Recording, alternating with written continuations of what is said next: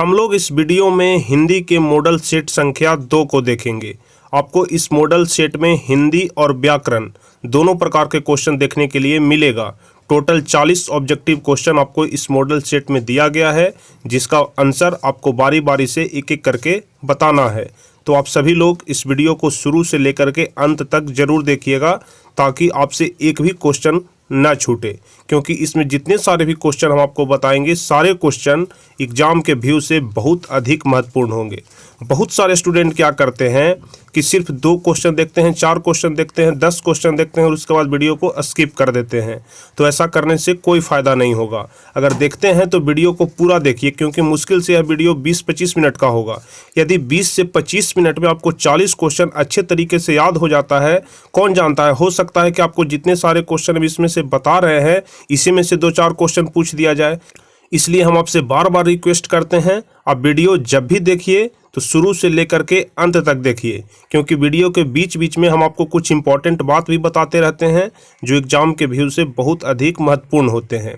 तो चलिए हम इस वीडियो को शुरू करते हैं और बारी बारी से एक एक क्वेश्चन का आंसर बताते हैं, और साथ साथ आप लोग भी बताते चलिएगा। तो आप सभी लोग इस वीडियो को लाइक कर दीजिए, और जो भी स्टूडेंट इस चैनल पर नए हैं, पहली बार वीडियो देख रहे हैं, वह नीचे रेड कलर के बटन को दबा करके चैनल को सब्सक्राइब कर लीजिए और साथ में बेल आइकन दबा लीजिए, ताकि आगे इस चैनल पर जितने सारे भी वीडियो अपलोड हों, सारे वीडियो का नोटिफिकेशन आपके पास पहुंचता रहे। तो चलिए हम लोग सबसे पहला नंबर क्वेश्चन देखेंगे। तो पहला नंबर क्वेश्चन कह रहा है, प्रियतम का स्त्रीलिंग रूप क्या होगा। यहाँ पर स्त्रीलिंग रूप पूछ रहा है, ठीक है। आपको ध्यान से पहले चारों ऑप्शन पढ़ना है, उसके बाद ही आपको आंसर देना है, क्योंकि गलत आंसर नहीं देना है। आप लोग हमेशा सही आंसर देने का प्रयास करिए, और सही आंसर के लिए पहले आपको क्वेश्चन को ध्यान से पढ़ना पड़ेगा, उसके बाद ऑप्शन को ध्यान से पढ़िए, समझिए, उसके बाद ही आंसर दीजिए।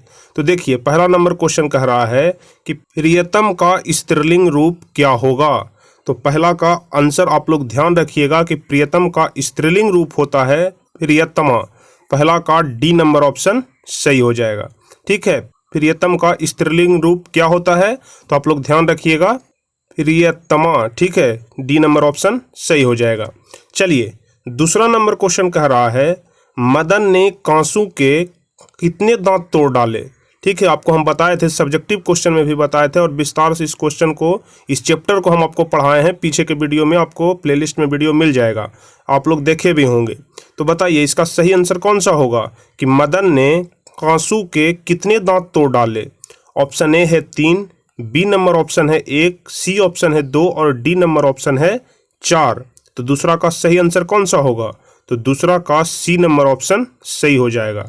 मदन ने कांसू के 2 दांत तोड़ डाले, तो दूसरा का सी नंबर ऑप्शन सही हो जाएगा। चलिए अब अगला नंबर क्वेश्चन कह रहा है, दधीची की हड्डी से क्या बना था। ठीक है, दधीची मुनि के हड्डी से किस चीज का निर्माण हुआ था।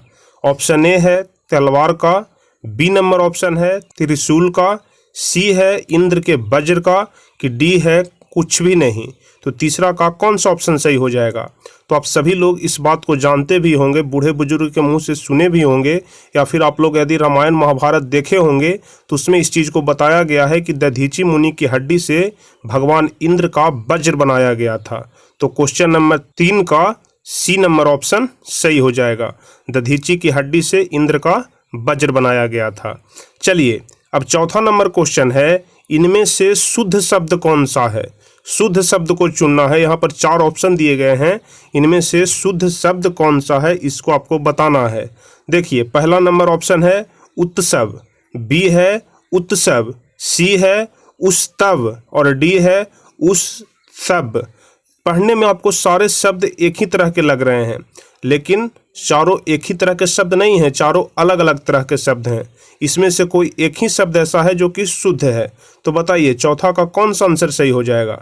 तो आप लोग ध्यान रखिएगा, उत्सव में उ आधा त होता है, स होता है और उबा होता है, इसलिए चौथा का बी नंबर ऑप्शन सही हो जाएगा। इनमें से शुद्ध शब्द हो जाएगा बी नंबर ऑप्शन उत्सव।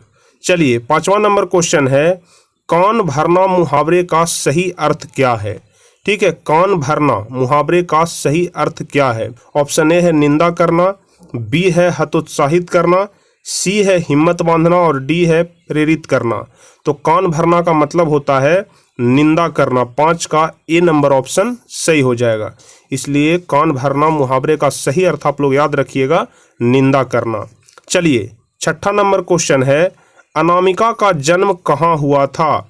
ठीक है, अनामिका का जन्म कहाँ हुआ था? समस्तीपुर बिहार में, कि मुजफ्फरपुर बिहार में, कि सोनपुर बिहार में, कि धर्मपुर बिहार में? तो बताइए 6ठा का सही ऑप्शन इनमें से कौन सा हो जाएगा? अनामिका का जन्म कहाँ हुआ था? तो 6ठा का ध्यान रखिएगा, बी नंबर ऑप्शन सही होगा। अनामिका का जन्म मुजफ्फरपुर बिहार में हुआ था।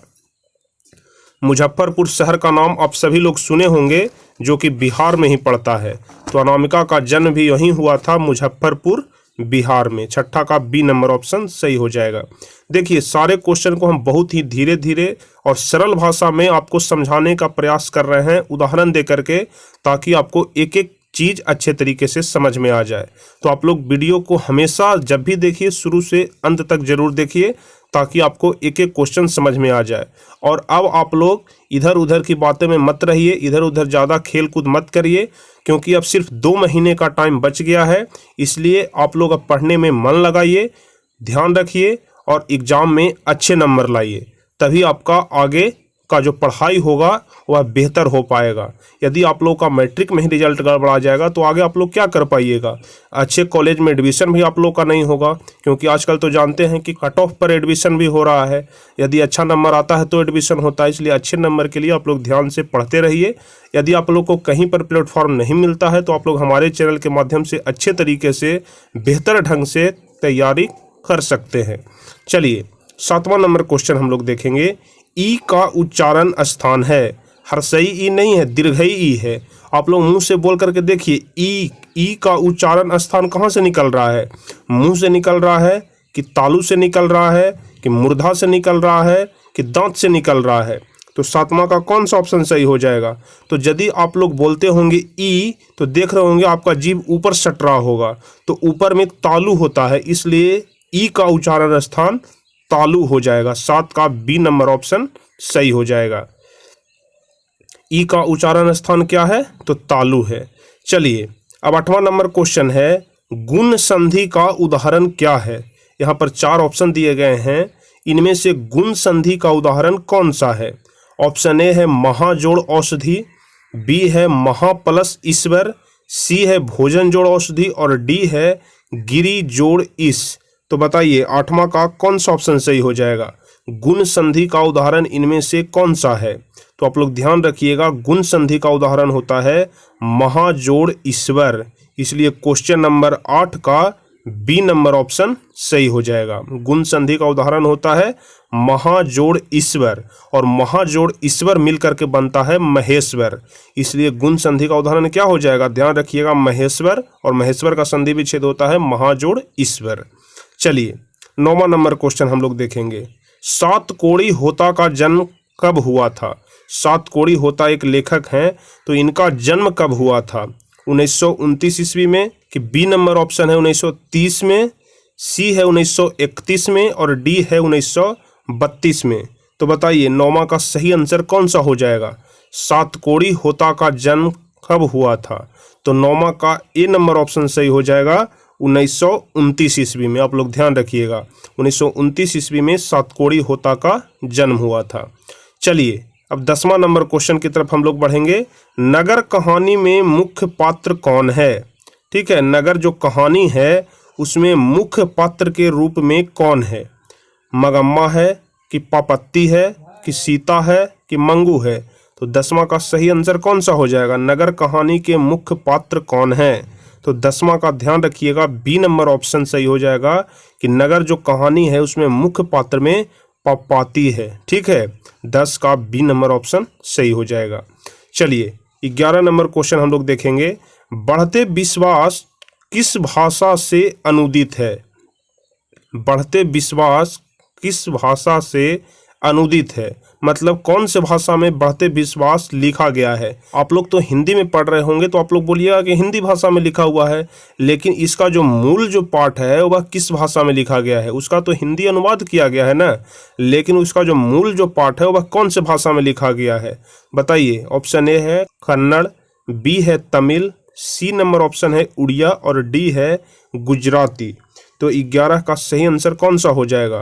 तो 11 का सी नंबर ऑप्शन हो जाएगा सही, बढ़ते विश्वास उड़िया भाषा से अनुदित है। ठीक है, 11 का सी नंबर ऑप्शन सही हो जाएगा। चलिए अब 12 नंबर क्वेश्चन हम लोग देखेंगे। तो 12 नंबर क्वेश्चन कह रहा है कि अमराई का कुआं कहाँ है? अमराई का कुआं कहाँ है? शहर में है कि बाजार में है कि रास्ते में है कि रगम्पा के खेत में है? ठीक है, तो बताइए 12 का कौन सा ऑप्शन सही हो जाएगा? अमराई का कुआं कहाँ है? तो 12 का सी नंबर ऑप्शन सही हो जाएगा कि अमराई का कुआं रास्ते में है। 12 का सी नंबर ऑप्शन ध्यान रखिएगा। चलिए 13 नंबर क्वेश्चन हम लोग देखेंगे। सात कोड़ी होता कथाकार हैं, ठीक है, कौन से भाषा के कथाकार हैं? पंजाबी के कि गुजराती के कि उड़िया के कि हिंदी के? बताइए 13 का कौन सा ऑप्शन सही होगा? सात कोड़ी होता कौन से भाषा के कथाकार हैं?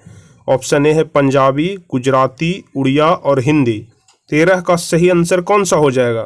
तो 13 का सी नंबर ऑप्शन सही हो जाएगा, सातकोड़ी होता उड़िया के कथाकार हैं। तो आप लोग ध्यान रखिएगा 13 का सी नंबर ऑप्शन सही हो जाएगा, सातकोड़ी होता उड़िया के कथाकार हैं।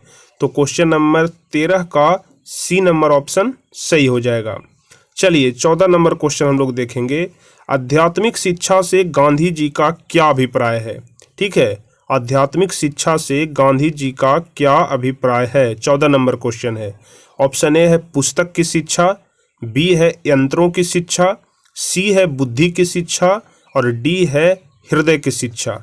देखिए इस क्वेश्चन का आंसर हम आपको बताएंगे, इसके पहले हम आपको एक इम्पॉर्टेंट बात बताते हैं।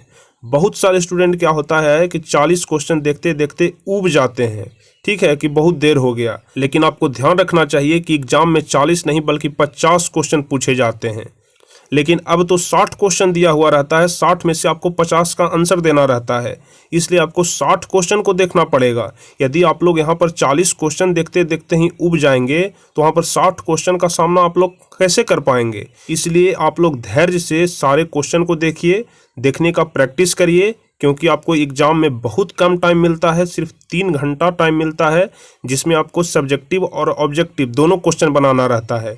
इसलिए आप लोग स्पीड में थोड़ा बढ़ाइए, अपना स्पीड बढ़ाइए, स्पीड में थोड़ा गति लाइए और सारे क्वेश्चन को ध्यान से समझते रहिए। देखिए 14 नंबर क्वेश्चन हम आपको बता रहे थे, इसमें पूछ रहा है कि आध्यात्मिक शिक्षा से गांधी जी का क्या अभिप्राय है? ऑप्शन ए है पुस्तक की शिक्षा, यंत्रों की शिक्षा, बुद्धि की शिक्षा और हृदय की शिक्षा। तो 14 नंबर क्वेश्चन का सही आंसर हो जाएगा, आध्यात्मिक शिक्षा से गांधी जी का अभिप्राय है हृदय की शिक्षा। ठीक है, आध्यात्मिक शिक्षा से गांधी जी का अभिप्राय है हृदय की शिक्षा। अब चलिए 15 नंबर क्वेश्चन हम लोग देखेंगे। अभिनयों में 19 दिनों के प्रवास के दौरान लेखक ने कितने गद्य की रचना की?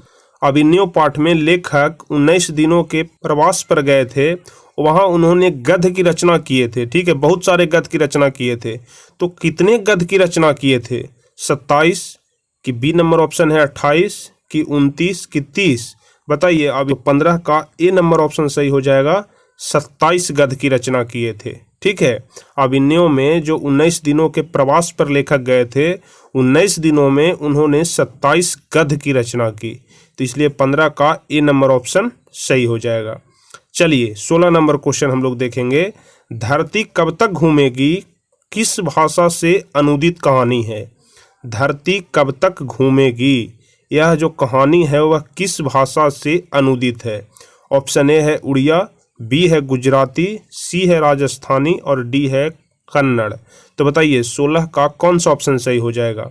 तो 16 का सी नंबर ऑप्शन सही हो जाएगा, धरती कब तक घूमेगी राजस्थानी भाषा से अनुदित कहानी है। 16 का सी नंबर ऑप्शन सही हो जाएगा। चलिए 17 नंबर क्वेश्चन हम लोग देखेंगे। पपत्ती को कौन सा रोग था? ठीक है, पपाती को कौन सा रोग था? टिटनेस था, कि हैजा था, कि कैंसर था, कि मेनिंजाइटिस था? तो बताइए 17 का कौन सा ऑप्शन सही हो जाएगा? तो आप लोग ध्यान रखिएगा, या फिर कहानी में पढ़े भी होंगे आप लोग कि 17 नंबर क्वेश्चन जो पूछ रहा है कि पपत्ती को कौन सा रोग था, तो आप लोग ध्यान रखिएगा कि पपत्ती को मेनिंजाइटिस रोग था। और आप लोग ध्यान रखिएगा जो मेनिंजाइटिस रोग होता है वह मस्तिष्क में होता है, यानी कि दिमाग में होता है। तो जो पपत्ती थी उसके दिमाग में रोग था, जिस रोग का नाम था मेनिंजाइटिस। ठीक है, 17 का डी नंबर ऑप्शन सही हो जाएगा। चलिए 18 नंबर क्वेश्चन देखेंगे।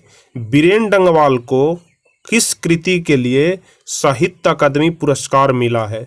ठीक है, बीरेन डंगवाल को, ठीक है, बीरेन डंगवाल को कौन से कृति के लिए साहित्य अकादमी पुरस्कार मिला है? ऑप्शन ए है इसी दुनिया में, बी है दुष्चक्र में सृष्टा, सी नंबर ऑप्शन है पहल पुस्तिका, और डी है कवि ने कहा। तो बताइए 18 का इसमें से कौन सा ऑप्शन सही होगा जिसकी कृति के लिए बीरेन डंगवाल को साहित्य अकादमी पुरस्कार मिला? तो 18 का बी नंबर ऑप्शन सही हो जाएगा, दुष्चक्र में सृष्टा। ठीक है, यही वह कृति था, यही वह रचना था जिसके लिए बीरेन डंगवाल को साहित्य अकादमी पुरस्कार मिला। क्या नाम था? तो दुष्चक्र में सृष्टा। 18 का बी नंबर ऑप्शन ध्यान रखिएगा। चलिए 19 नंबर क्वेश्चन देखेंगे। आदर्श समाज स्वतंत्रता, समानता, भ्रातृत्व पर आधारित होगा, यह बात किसने कहा था? ठीक है, आदर्श जो समाज है वह स्वतंत्रता, समानता और भ्रातृत्व पर आधारित होता है, यह किसका कथन है? 19 का सही आंसर कौन सा हो जाएगा? ऑप्शन ए है मैक्स मूलर, बी है भीमराव अंबेडकर, सी है बिरजू महाराज, और डी है अगेन। तो बताइए 19 का सही ऑप्शन कौन सा हो जाएगा? तो 19 का बी नंबर ऑप्शन सही हो जाएगा, भीमराव अंबेडकर। आदर्श समाज स्वतंत्रता, समानता, भ्रातृत्व पर आधारित होगा, यह भीमराव अंबेडकर का ही कथन था। चलिए 20वां नंबर क्वेश्चन हम लोग देखेंगे। डॉक्टर भीमराव अंबेडकर बेरोजगारी की प्रमुख और अप्रत्यक्ष कारण किसे मानते हैं? ठीक है, क्वेश्चन को ध्यान से पढ़िएगा। डॉक्टर भीमराव अंबेडकर, ठीक है, डॉक्टर भीमराव अंबेडकर बेरोजगारी का प्रमुख एवं अप्रत्यक्ष कारण, कि किसके कारण बेरोजगारी इतना अधिक बढ़ रहा है, इसका मुख्य कारण जो भीमराव अंबेडकर हैं वह किसे मानते हैं? ऑप्शन ए है अशिक्षा को, कि जनसंख्या को, कि जाति प्रथा को, कि उद्योग धंधे की कमी को। तो बताइए 20वां का सही ऑप्शन कौन सा हो जाएगा? तो 20 का सही आंसर सी हो जाएगा। डॉक्टर भीमराव अंबेडकर के अनुसार बेरोजगारी का प्रमुख और अप्रत्यक्ष कारण जाति प्रथा ही है, इसलिए 20 का सी नंबर ऑप्शन सही हो जाएगा। आप लोग इस क्वेश्चन को इस तरीके से भी याद रखिएगा। देखिए डॉक्टर भीमराव अंबेडकर वाला जो चैप्टर है उसमें जाति प्रथा के बारे में पढ़ना है, इसलिए आप लोग सीधे आंसर देखिए और जो भी चीज़ आपको जाति प्रथा से संबंधित लग रहा है उसमें सही टिक लगा दीजिए। तो यहाँ 20वां का सी ऑप्शन सही लग रहा है कि भीमराव अंबेडकर जाति प्रथा से संबंधित है, इसलिए 20 का सी नंबर ऑप्शन सही हो जाएगा।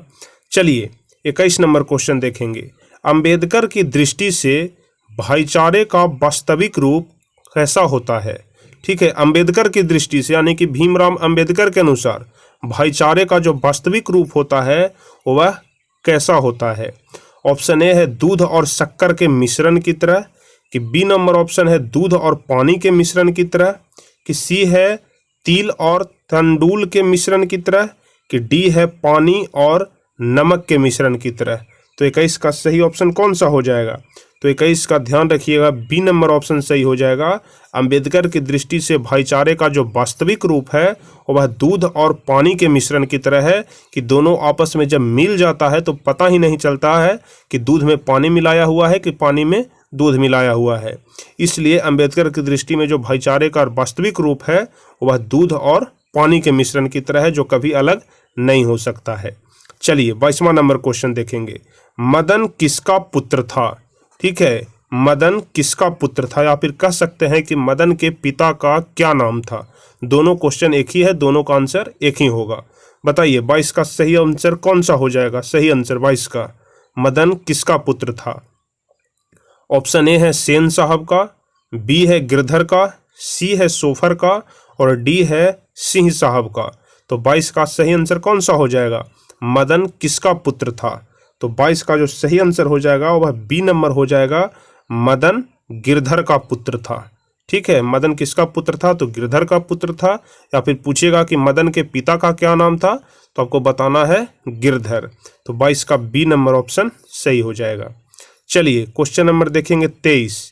20 के दांत कैसी कहानी है।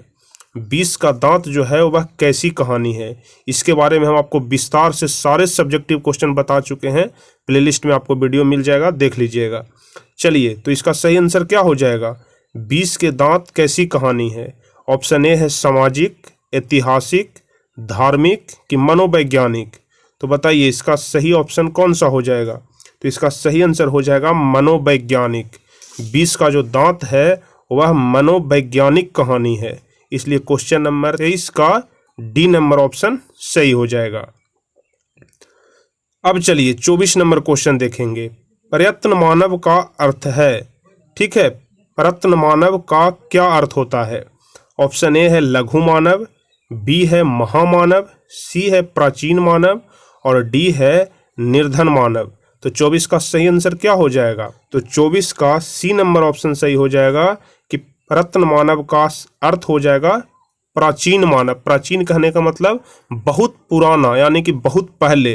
तो प्रयत्न मानव का अर्थ भी हो जाएगा प्राचीन मानव, जिसको हम लोग आदि मानव के नाम से भी जानते थे, क्योंकि पहले का जो मानव था उसे हम लोग आदि मानव ही कहते थे, इसलिए प्रयत्न मानव का अर्थ हो जाएगा प्राचीन मानव। चलिए 25 नंबर क्वेश्चन देखेंगे। दोहा कोश किसकी रचना है, ठीक है, दोहा कोश किसकी रचना है। ऑप्शन ए है सरहदपाद की, बी है रसखान की, सी है जीवनानंद दास की और डी है गुरु नानक की। तो 25 का सही आंसर क्या हो जाएगा, दोहा कोश किसकी रचना है। तो 25 का ए नंबर ऑप्शन सही हो जाएगा, सरहदपाद की रचना है दोहा कोश। ध्यान रखिएगा दोहा कोश के लेखक कौन है या फिर दोहा कोश के रचनाकार कौन है, तो आंसर हो जाएगा सरहदपाद, इसलिए 25 का ए नंबर ऑप्शन सही हो जाएगा। चलिए 26 नंबर क्वेश्चन देखेंगे। बेतमा कहाँ है, ठीक है, बेतमा कहाँ है। ऑप्शन ए है इंदौर के पास, कि बी है इलाहाबाद के पास, कि सी है पुणे के पास, कि डी है पटना के पास। तो बताइए 26 का कौन सा ऑप्शन सही हो जाएगा। बेतमा कहाँ है, तो ध्यान रखिएगा बेतमा है पटना के पास में। 26 का डी नंबर ऑप्शन सही हो जाएगा। बेतमा कहाँ है, तो पटना के पास में। चलिए 27 नंबर क्वेश्चन देखेंगे। रिश्तेदार की पत्नी के कितने रुपए खो गए थे, ठीक है, रिश्तेदार की पत्नी के कितने रुपए खो गए थे। ऑप्शन ए है 11 रुपये, बी है 50 रुपये, सी है 20 रुपये और डी है 100 रुपये। बताइए 27 का कौन सा ऑप्शन सही हो जाएगा। रिश्तेदार की पत्नी के कितने रुपए खो गए थे, जो कि नौकर पर इल्जाम लग गया था कि नौकर ने इसे चुराया है और नौकर को इसके लिए पिटाई भी हुई थी, आपको ध्यान आ रहा होगा। तो बताइए रिश्तेदार की पत्नी के कितने रुपए खो गए थे। तो 27 का सही ऑप्शन ए हो जाएगा, 11 रुपये खो गए थे, ठीक है, रिश्तेदार की पत्नी के 11 रुपये खो गए थे। चलिए 28 नंबर क्वेश्चन देखेंगे। शेक्सपियर कौन थे। शेक्सपियर का नाम तो आप लोग पहले भी सुन चुके होंगे, तो बताइए शेक्सपियर कौन थे। नाटककार थे, कि कहानीकार थे, कि उपन्यासकार थे, कि निबंधकार थे। तो बताइए 28 नंबर क्वेश्चन का सही आंसर कौन सा हो जाएगा। तो ध्यान रखिएगा शेक्सपियर एक नाटककार थे, ठीक है, शेक्सपियर नाटककार थे। तो 28 का ए नंबर ऑप्शन सही हो जाएगा। 29 नंबर क्वेश्चन की तरफ हम लोग बढ़ेंगे। तो क्वेश्चन कह रहा है बिरजू महाराज को संगीत नाटक अकादमी पुरस्कार कब प्राप्त हुआ, ठीक है, बिरजू महाराज को संगीत नाटक अकादमी पुरस्कार मिला, वह कितने ईस्वी में मिला था।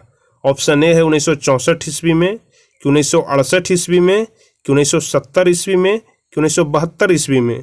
तो बताइए इसका सही ऑप्शन कौन सा हो जाएगा। तो ध्यान रखिएगा बिरजू महाराज को संगीत नाटक अकादमी पुरस्कार 1964 ईस्वी में मिला था। तो 29 का ए नंबर ऑप्शन सही हो जाएगा। चलिए अगला नंबर क्वेश्चन कह रहा है सुजान रसखान किनकी रचना है, ठीक है, जो सुजान रसखान है वह किनके द्वारा लिखा गया है या फिर किनकी रचना है। ऑप्शन ए है सुजान की, बी है रसखान की, सी है मियाँ जान की, कि डी है नसीर की। तो बताइए इसका सही ऑप्शन कौन सा हो जाएगा। तो इसके नाम से ही पता चल रहा है सुजान रसखान, तो रसखान अपने हरेक काव्य में, अपने हरेक रचना में अपना नाम जरूर लाते थे, इसलिए सुजान रसखान की रचना का नाम हो जाएगा रसखान। आप लोग इस प्रकार से भी याद रख सकते हैं। देखिए कोडिंग के अनुसार यदि आप लोग याद रखेंगे ना तो आप लोग जल्दी नहीं भूल पाएंगे, इसलिए आप लोग को जो भी कोडिंग अपने दिमाग में बनता है उस कोडिंग के माध्यम से याद रखिए। तो सुजान रसखान किन की रचना है? तो रसखान की। आप लोग क्वेश्चन देख करके ही आंसर लगा सकते हैं। चलिए 31 नंबर क्वेश्चन देखेंगे। संतु मछली लेकर क्यों भागा? संतु मछली लेकर क्यों भागा?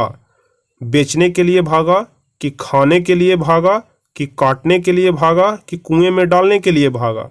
तो यह तो बहुत आसान क्वेश्चन है, बहुत सिंपल क्वेश्चन है। आप लोग कहानी भी पढ़े होंगे तो आप लोग को याद होगा कि संतु मछली लेकर भागा था कुएं में डालने के लिए। तो 31 का डी नंबर ऑप्शन सही हो जाएगा।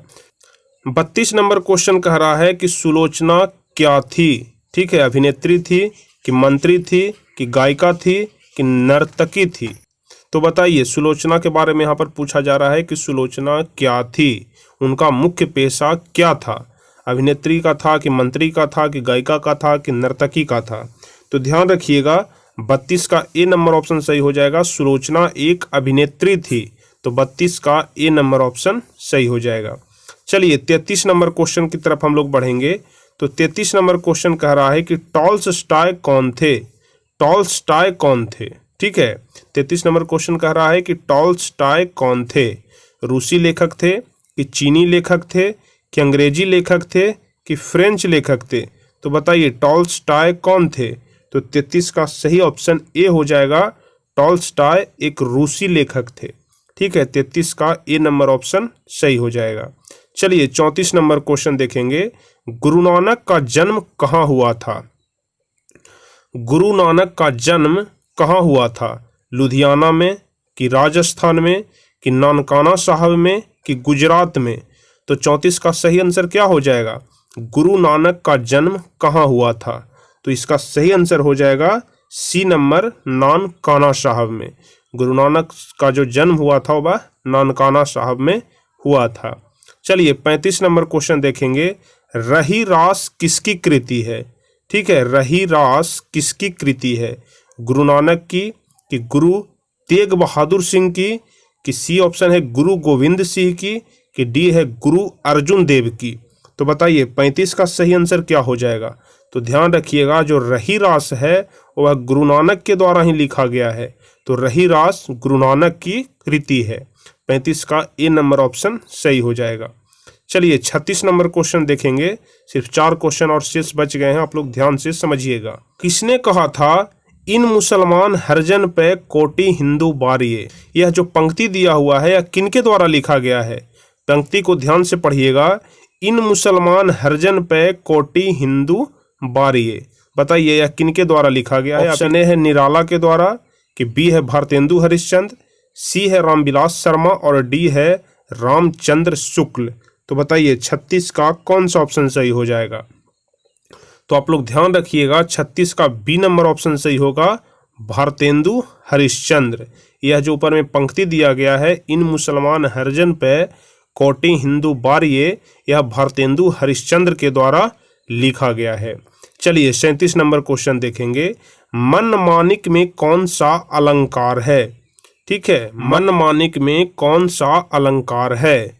ऑप्शन ए है उपमा, बी है उत्प्रेक्षा, सी है रूपक और डी है श्लेष? तो बताइए 37 का कौन सा ऑप्शन सही हो जाएगा? तो 37 का सी नंबर ऑप्शन सही हो जाएगा। मनमानिक में रूपक अलंकार है, तो 37 का सी नंबर ऑप्शन सही हो जाएगा। चलिए 38 नंबर क्वेश्चन देखेंगे।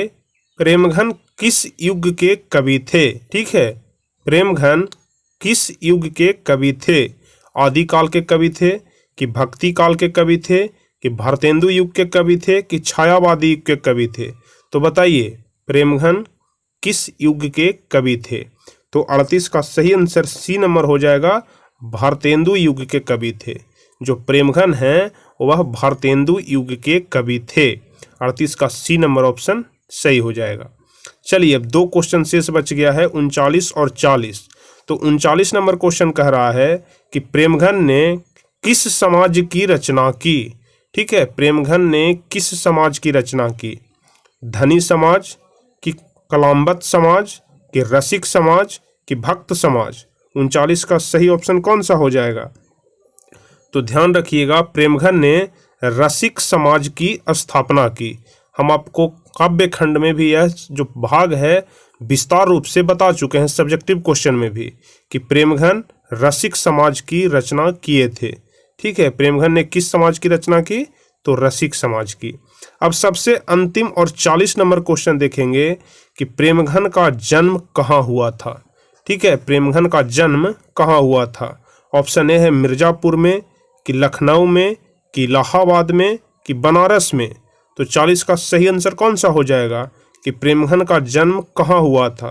तो 40 का ए नंबर ऑप्शन सही हो जाएगा कि जो प्रेमघन जी हैं उनका जन्म हुआ था मिर्जापुर में। ठीक है, प्रेमघन का जन्म कहाँ हुआ था? तो मिर्जापुर में हुआ था। 40 का ए नंबर ऑप्शन सही हो जाएगा। तो यहीं पर आपका 40 क्वेश्चन समाप्त हो जाता है। हम आपको शुरुआत में ही बताए थे कि इस मॉडल सेट में आपको 40 क्वेश्चन रहेगा। तो आप लोग सभी क्वेश्चन का आंसर बताए, इसके लिए बहुत बहुत धन्यवाद। हम आशा करते हैं कि आप लोगों का अधिकांश क्वेश्चन का आंसर सही हुआ होगा, और जिस भी क्वेश्चन का आंसर गलत हुआ है उस क्वेश्चन को 1-2 बार अच्छे तरीके से देख लेंगे, समझ लेंगे, कॉपी पर लिख लेंगे, ताकि आगे इस क्वेश्चन में आपको गलत न हो। तो चलिए, हम आशा करते हैं कि आपको यह वीडियो अच्छा लगा होगा। आपको यह वीडियो कैसा लगा इसके बारे में आप हमें कमेंट में ज़रूर बताइए, और यदि आपको वीडियो अच्छा लगा हो तो वीडियो को लाइक करिए, अपने दोस्तों के बीच शेयर करिए, और जो स्टूडेंट अभी तक इस चैनल को सब्सक्राइब नहीं किए हैं, चैनल पर नए हैं, तो आगे के वीडियो पाने के लिए इस चैनल को सब्सक्राइब करके बेल आइकन दबा दीजिए, ताकि आगे भी सारे वीडियो का नोटिफिकेशन आपको मिलते रहे। तो चलिए, फिर मिलेंगे हम आपसे अगले वीडियो में। तब तक के लिए जय हिंद, धन्यवाद।